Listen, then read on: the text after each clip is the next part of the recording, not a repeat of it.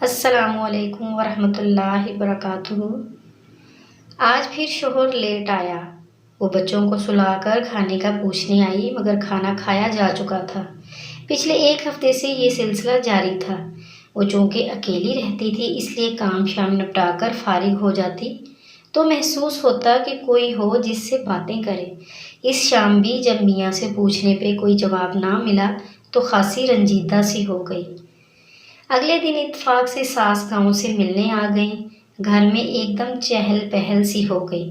رات کو میاں صاحب حسب معمول لیٹ آئے اور پھر کھانا بھی گول کر گئے تو ساس اماں بھی لاؤنج میں آ کر بیٹھ گئیں اور بیٹے سے سوال جواب شروع کر دیے۔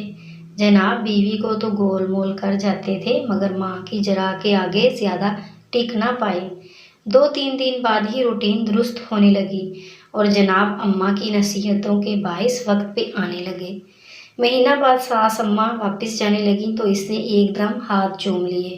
اماں آپ آتی رہا کریں، میرا دل لگتا ہے۔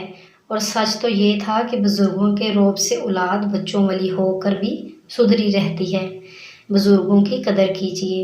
مزید اچھی سی ویڈیوز کے لیے ہمارے چینل کو سبسکرائب کریں، لائک کریں اور شیئر کریں۔ شکریہ۔